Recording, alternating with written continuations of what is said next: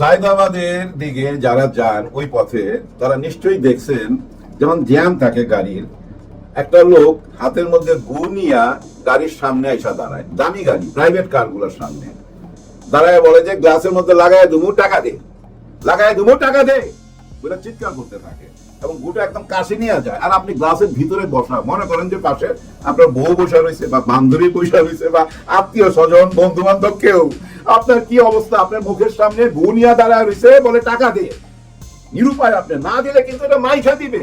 আর ওইটা যদি মাইখা দেয়, দেখেন আপনি বাসায় যাওয়ার আগ পর্যন্ত রাস্তা দিয়ে দূর যাইবেন, খালি গন্ধ ছড়াইবে আর সবাই তাকায় থাকবে। এমন না যে টান দিয়ে চলে যাইবেন, রাস্তা তো জ্যাম, একটু একটু করে যাইতে হবে, কি বিপদ। তখন কি করে জানেন? গ্লাস খুইলা ওই 20 টাকার নোট একটা বাড়ায় দেখে, না না না 20 টাকা না, 100 টাকা দে, লাগাই দিলাম 100 টাকা দে। ওই 100 টাকা দিতে বাধ্য হয়, ওইটা নিয়ে চলে যায়। এভাবেই তার পেট চলে। এখন দেখেন, এটা ধরে কেউ পুলিশও দিতেছে না, এর উপরে কেউ আঘাতও করতেছে না। ওই গোয়ের জায়গায় যদি আপনি একটা পিস্তল ধরে আছেন, ওই একই জিনিস, কিন্তু ওইটা 100 টাকা নিছে, ওইটা হয়তো ঘড়ি, মোবাইল, টাকা পয়সা যা আছে সবকিছু নিয়ে যাবে, জিনিস একই। কিন্তু কিন্তু পিস্তলটা হাতে দিলেই চাইছে তাকে পুলিশে ধরবে। এই বেটা, তুই বেআইনি অস্ত্র পাইলি কই? তার মানে তার কপালে জেল। আর ওই পিস্তলের জায়গায় গু বইলা কেউ তাকে ধরতে পারতেছে না, পুলিশও তার কাছে যাইতেছে না। দেখছেন চাঁদাবাজিটাকে কিভাবে বৈধ করে নিছে? এটা কি অবৈধ মনে হয়? অবৈধ হইলে তো পুলিশ ধরতো। এখন ওই গুয়ের কারণে কেউ তার কাছে যাইতে পারতেছে না, নিজেকে নিজে বৈধ করে নিছে। তেমনি অনেক যুক্তি দিয়া অনেকেই না নিজেকে বৈধ করে নিতেছে। হ্যাঁ, নিজের বয়ানটাকে বৈধ করার জন্য কি সুন্দর সুন্দর যুক্তি দিতেছে। যুক্তির মধ্যে কি জানেন? বলতেছে একজন মানুষ ব্যাংক ডাকাতি করলো, ইন্স্যুরেন্স কোম্পানি থেকে হাজার হাজার কোটি টাকা লুইটা নিল, একজন মানুষ হাউজিং ব্যবসার নামে হাজার হাজার কোটি টাকা লোপাট করলো, একজন মানুষ রাজশাহীতে যায় 13,000 কোটি টাকার সম্পদ আত্মসাৎ করলো। কই, তাদেরকে তো কেউ ধরতেছে না। আর এখানে ওই 10,000 টাকার চাঁদা নেয় কারণ তার বাল বাচ্চা আছে, পেট চলতেছে না, সে 15-16 বছর জুলুমের মধ্যে ছিল, কোনো চাকরি বাকরি নাই, যার জন্য সে রাস্তায় ঘুরা ঘুরা 10,000 টাকা হয়তো চাঁদা নিছে। এটা কত বড় অপরাধ বলেন? কোনটা বড় অপরাধ? ওই যে হাজার হাজার কোটি টাকা লুট করে নিয়ে গেল জামাতে ইসলাম, সেইটা? নাকি ওই 10,000 টাকা নিয়ে গেল সেইটা? কোনটা বড় অপরাধ? এইভাবে যুক্তি দিচ্ছে চাঁদাবাজির পক্ষে কে? ফজলুর রহমান সাহেব। এইভাবেই উনি বৈধতা দিচ্ছে। উকিল মানুষ তো, ব্রেন ভাই চারিদিকে খেলে। হ্যাঁ, ওনার মাথার মধ্যে যদি সোজাসুজি একটা প্যারাক ঢুকাই দেন, স্ক্রু হয়ে বাইরে যাবে তো। চারিদিকে বুদ্ধি খেলায়, চারিদিকে বুদ্ধি খেলায়। এই যে আইসা এখন বলে না, স্বাধীনতার পক্ষের একটা শক্তি আসতেছে, এবার নির্বাচনে আসবেই বলে চিৎকার কইরা উঠে উনি। আর ওই স্বাধীনতার পক্ষের কোন ইঙ্গিত দেয় উনি জানেন? এটা ইঙ্গিত দেয় আওয়ামী লীগের। মুখ ফুইটা বলে না, আওয়ামী লীগের প্রতি ওনার ভালোবাসা আছে, কিন্তু এটা মুখ ফুইটা বলতে পারে না, কারণ 5ই আগস্টের পরে একটু সিচুয়েশনটা অন্যরকম না। কিন্তু ইনায়া বিনায়া কিন্তু ওই একই কথা বলে, স্বাধীনতার পক্ষের একটা শক্তি আসবেই এই দেশে। আপনি পারবেন ভাই, হ্যাঁ আপনি পারবেন। আপনি যেভাবে বৈধতা দিয়ে দিলেন 10,000 টাকার চাঁদাবাজি, এই কথাটা আপনি এই প্রথম না, কিন্তু অনেক আগেও একবার বলছিলেন। আজকে আবার লাল শার্ট পরে বলছেন। এই লাল শার্ট কিসের প্রতীক জানেন? আপনার মনের মধ্যে একটা আনন্দের ঢেউ খেলতেছে, আবেগের ফ্যাক্টরি চালু হয়ে গেছে আপনার ভিতরে। আপনি নিশ্চয়ই আবার কোনো গ্রিন সিগন্যাল পাইছেন। হ্যাঁ, ওই গ্রিন সিগন্যাল না পাইলে এইভাবে চাঁদাবাজিকে বৈধতা দিতেন না। আপনি নিজেও জানেন না কোন কথাটা আপনার নিজের জন্য লজ্জার, এটা আপনি নিজেও জানেন না। কোন কথাটা আপনার দলের জন্য লজ্জার, আপনি নিজেও জানেন না। কোন কথাটা তারেক রহমান সাহেবের জন্য লজ্জার, নিশ্চয়ই আপনি জানেন না। আপনার ওই আইকিউটা নাই। বর্তমান এই জেনারেশনকে আপনি বুঝতেই পারতেছেন না। বুঝবেন কেমনে? যেভাবে আপনি বান্দির পুত, ফকিন্নির পুত, রাজাকারের পুত বইলা বেড়ান বিভিন্ন চ্যানেলে চ্যানেলে ঘুরা, আপনি তো বুঝতেই পারতেছেন আপনার ডিমান্ড। হ্যাঁ, দেশে কত ডিমান্ড। আপনি জোর গলায় বলেন সিলেটে যাই আমি নির্বাচন করুন, ডাক্তার শফিকুর রহমান যেখানে দাঁড়াবে তার জায়গায় আমি যা দাঁড়াবো, তার সঙ্গে লড়াই করুন, আমি দেখাই দেবো বীর মুক্তিযোদ্ধা। এবং আপনি চান বিদেশে যত ভোটার আছে সব ভোট আপনাকে দিবে, ওনারা আপনার দিকে তাকায় আছে। হ্যাঁ, আপনার দিকে তাকায় আছে, আপনাদেরকে ভোট দিবে। ভাই বোনেরা যারা বিদেশে আছেন, আমাদের প্রবাসী ভাই বোনেরা, আপনাদের জন্য বিরাট সুখবর নিশ্চয়ই আপনারা পেয়ে গেছেন। তারপরে আমার মুখ থেকে শোনেন, নির্বাচন কমিশনার বলছে আপনারা প্রবাসীরা প্রত্যেকেই ভোট দিতে পারবেন। প্রবাসে আমাদের 2 কোটি ভাই বোন বসবাস করে, এরকম একটা কথা আমি শুনছিলাম, সঠিক জানি না, ধৈর্য নেই। এর মধ্যে 1 কোটি ভোটার আছে, এটা ধৈর্য নিলাম। আপনারা যদি সঠিক কেউ কিছু জানেন আমাকে একটু মন্তব্য করে জানাবেন। নেক্সট ভিডিওতে আমি ক্লিয়ার করব। এই যে 1 কোটি ভোটার ধরে নিলাম, কিন্তু 1 কোটি ভোটার তাকে ভোট দিবে বলেন তো আপনারা? নিশ্চয়ই ওনাদের জন্য যারা লড়াই করছে, হ্যাঁ এই ভোটের জন্য লড়াই করতে হয়েছে, তো এই অধিকার আদায় করে দিল কে?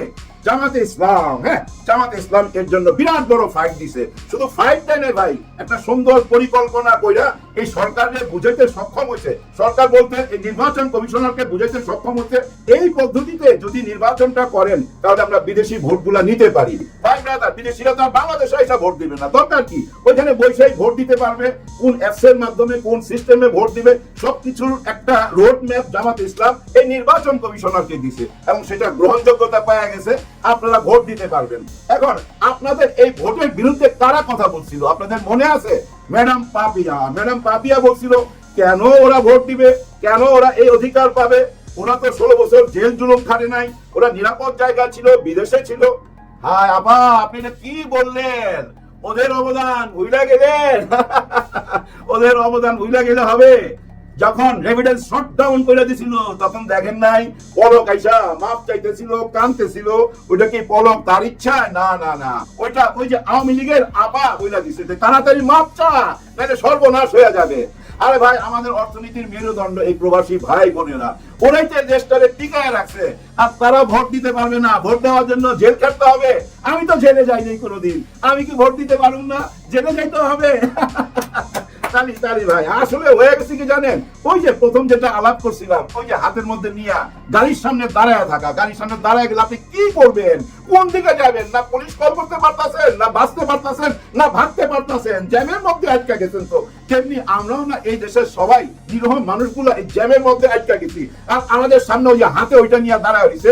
আমাদেরকে যারা পরিচালনা করে, হ্যাঁ আমাদের রাজনীতি যারা পরিচালনা করে, তাদের মধ্যে কিছু সংখ্যক এই রাজনীতিবিদরা ওইটা নিয়ে দাঁড়ায় রয়েছে আমাদের সঙ্গে। আমরা কি করুম? কোন দিকে যাবো? কোন আপনারাই বললেন না, কোনো উপায় আছে? এই যে দেখেন রঙিন ফারানা ম্যাডাম, উনি কিন্তু মাঝে মাঝে চরম সত্যি কথা বলে। হ্যাঁ, উনি 2 রকম সত্যি কথা বলে। একরকম হইলো আগেই ভালো ছিলাম, হ্যাঁ হাসিনার আমলে ওনারা ভালো ছিল, এখন এমন অবস্থা হয়েছে যে উনি দিনও বাইরে পারে না, হাসিনার আমলে উনি রাইতে বাইরে হইতে পারছে, এরকম একটা সত্যি কথা বলছে। আবার আরেকটা সত্যি কথা বলছে যে চাঁদাবাজি করে আমাদের দলের লোকেরাই। উনি নিজের দলের কথা বলছে, মানে বিএনপির কথা বলতেছে যে এরা চরম চাঁদাবাজি করতেছে, এদের জন্য দলের বদনাম হচ্ছে, এরকম কথা তো বলছে, তাই না? তবুও তো বলছে। এরকম কথা কয়জনে বলে? কেউ তো শিকারই যাইতে চায় না, বরঞ্চ চাঁদাবাজির পক্ষে লজিক দাঁড়া করায়। কিভাবে? যে না খায় আছে তার বউ বাচ্চা 10,000 টাকা নিলে কি আসে যায়? ভাই ওই 10,000 টাকা কার কাছ থেকে নিতেছে তো পথের আরেকজন গরিবের কাছ থেকে। সেটা বুঝেন না কেন? ওর তো ওই যোগ্যতাও নাই যে একজন গার্মেন্টস এর মালিকের কাছে যায় টাকা চাইবে 10,000। কারণ ছেসরা চাঁদাবাজ, তো ছেসরা ওই যে হাতের ওইটাই বুঝছেন, ওই পিস্তলের বদলে ওই চাঁদাবাজ। আর ওইটার পক্ষে আপনি কথা বলেন, আপনার এই পক্ষে কথা বলাতে জানেন এখন আরো মাঠ পর্যায়ে সাহস পেয়ে যাইব। তারা এই যুক্তিটাই দেখাবে যে দেখেন আমাদের নেতা কি বলছে, বীর মুক্তিযোদ্ধা কি বলছে, আমরা 15-16 বছর জুলুমের উপরে ছিলাম, এখন আমাদেরকে চাঁদা দেন। আর ওই চাঁদাটা টেম্পো স্ট্যান্ড রাস্তাঘাটের থেকে নিবে, কাদের কাছ থেকে? রাস্তাঘাটের দোকানদারি কারা করে? ভাই গরিব মানুষই তো করে। টেম্পো চালায় কে? গরিব মানুষই তো চালায়, তাই না? আর বীর মুক্তিযোদ্ধা আপনি যে বললেন ওনারা ব্যাংক লুট করে ফেলাইছে, কোন জায়গায় 13,000 কোটি টাকা নিয়ে নিচ্ছে, হাউজিং এর ব্যবসা কইরা কোটি কোটি টাকা লুটপাট করছে। এগুলা শুধু আকার ইঙ্গিতে বলবেন না, প্রমাণ দেন। এই যে সাংবাদিক ভাইরা আপনারা যারা ইন্টারভিউ নেন, সঙ্গে সঙ্গে জিজ্ঞাসা করবেন এই 13,000 কোটি টাকা কোন জায়গা থেকে নিছে, কোন জায়গায় হাউজিং থেকে লুটপাট করছে, কোন ব্যাংক ডাকাতি করছে, কখন ডাকাতি করলো, এগুলো সঙ্গে সঙ্গে জিজ্ঞাসা করবেন। জিজ্ঞাসা করেন না কেন? আসলে জিজ্ঞাসা করেন না কেন জানেন? যে জিজ্ঞাসা করলে এই লোকটা তো আর আসবে না। হ্যাঁ, ওনারা যদি এখন জিজ্ঞাসা করে তাহলে অপমান করা হয়ে যায় না? ওনারা যদি এখন জিজ্ঞাসা করে, ওনারা যদি ধরে যে আপনাকে প্রমাণ করতে হবে কোন জায়গা থেকে নিছে, তাহলে তো বের দিতে হবে। কারণ উনি তো প্রমাণ দিতে পারবে না। হ্যাঁ, প্রমাণ দিতে পারবে না, ওনাকে কেউ শিখাই দিছে, কোথাও শুনছে, ওইটাই এইসব বলতেছে। তবু আমি ওনার কথা ফেলে দিব না। হ্যাঁ, ওনাকে এই কথাগুলা আপনারা যারা সাংবাদিক আছেন, বিশেষ করে আমার দেশ পত্রিকা, আপনারা একটু তদন্ত করেন তো, ওনার একটা সাক্ষাৎকার নেন। ওনার এই সাক্ষাৎকার নিয়ে উনি কার নামে এই অভিযোগগুলো করলো এবং কারা কারা এই টাকা পয়সাগুলো লুট করলো, সমস্ত কিছুর একটা অনুসন্ধান চালান ভাই, ক্লিয়ার করেন। আমাদেরকে ক্লিয়ার করতে হবে। উনি এভাবে চ্যানেলে ঘুরে ঘুরে শুধু অভিযোগ করবে, অভিযোগ প্রমাণ করবে না, সেটা তো হয় না। সেটা হইতে দিবেন কেন? সেটা হইতে দেওয়া উচিত হবে না। অবশ্য আমি বলতেছি উচিত হবে না, কিন্তু জামাত ইসলাম, ছাত্র শিবির এইসবের কোনো প্রতিবাদ করবে না। কারণ কি জানেন? ওনারা একটা জিনিস বুঝা ফেলাইছে যে এরা যা কিছু বলবে ওরা তো চোরাবালিতে দাঁড়াই বলতেছে, হ্যাঁ চোরাবালির উপরে দাঁড়ায় আছে, কিন্তু ওইখানে দাঁড়াই বলতেছে। আর যত কথা বলবে ততই নড়াচড়া হবে, ততই তলের দিকে যাবে, ততই বদনাম ছড়াবে। ওই যে হাতে ওইটার মতো যদি মাইকা দিত আপনার গাড়িতে, আপনি যদ্দূর যাইতেন দুর্গন্ধ ছড়াইতে ছড়াইতে যাইতেন। তো ওই অবস্থা তো এখন দাঁড়ায় গেছে, তাই না? যার জন্য ওনারা প্রতিবাদ করে না, কোন রকম অভিযোগ করে না, প্রমাণও চায় না, যে ওরা বলতে থাকুক। ওরা এটা যত বলবে তত ওদের নিজেদের ক্ষতি হবে। দেখেন গত 14 মাসে আমরা ভাবছিলাম আওয়ামী লীগ দুইবার একেবারে দুর্গন্ধ ছড়ায় যাবে, তা কি হয়েছে? হয় নাই। অনেকটা বলতে শুনেন না আগেই ভালো ছিলাম, এর পিছনে কারণ কি জানেন? বর্তমান অবস্থা দেখা। দেখেন গত 16 বছর 17 বছর আওয়ামী লীগ অনেক জুলুম করছে, ওইটা তো তারা সহ্য করছে, যে হ্যাঁ এরা ভাই আমাদের বিরোধী দল, ওরা আমাকে দমন করতে চাইবে, এটাই তো রীতিনীতি। কিন্তু নিজের দল যারা যদি নিজেই আঘাতপ্রাপ্ত হয় তখন কেমন লাগে? তখন কি এটা সহ্য হয়? সহ্য হয় না। গত 13-14 মাসে এই দলটার এত কথা ছড়াইছে, এত নেগেটিভ কথা ছড়াইছে, যার ফলে অনেকেই বলে আগেই ভালো ছিলাম। হ্যাঁ, কারণ এই আমলটা এত বেশি গ্যাঞ্জাম নিজেদের মধ্যে, ভাই কেউ একটা ঐক্যমতে আসতে পারলো না। হ্যাঁ, কেউ কিন্তু এক জায়গায় আসতে পারলো না। জুলাই গণ অভ্যুত্থানের রক্তের বিনিময়ে এক জায়গায় কেউ আসতে পারলো না। এক জায়গায় যদি আপনারা আইসা এমন কথা বলতেন যে না ডক্টর ইউনূস স্যার আপনাকে আমরা চাই না, সইরা যান, উনি 1 ঘন্টাও থাকতে পারতো না। উনি যদি এতই খারাপ মানুষ হয়, সেইটার জন্যই একটা জায়গায় আসেন, অল রাজনীতি দল আইসা আমাদেরকে দেখান যে আমরা এক জায়গায় আইসা উনার পদত্যাগ চাচ্ছি, উনি কালকেই চলে যাবে, তাই না?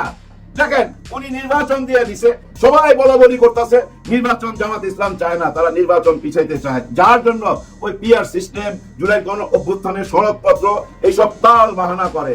আজকে ওনারা বলছে আমরা ফেব্রুয়ারি না ডিসেম্বরে নির্বাচন চাই, এমন কথা বলছে। হ্যাঁ, এই ডিসেম্বরে নির্বাচন দিয়ে দেন। এখন কি আপনারা রেডি ডিসেম্বরে নির্বাচন করার জন্য? নিশ্চয়ই রেডি না, কিন্তু জামাত ইসলাম রেডি। সবার জন্য সবাই দোয়া করবেন। আল্লাহ হাফেজ।